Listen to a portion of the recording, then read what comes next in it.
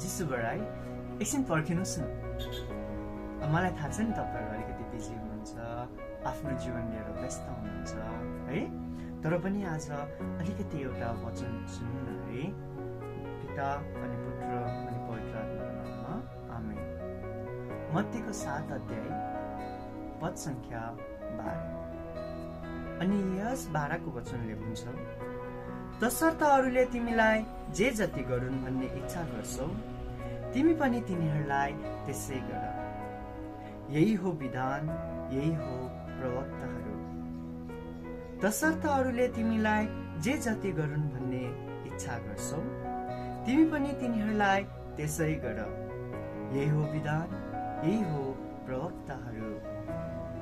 प्रभुको सुसमाचार। आशा छ आजको यो वचनले तपाईहरूको हृदय छोयो होला र यो वचनहरूलाई मनमा लिएर अगाडि बढ्नुहुन्छ। पिता अनि पुत्र अनि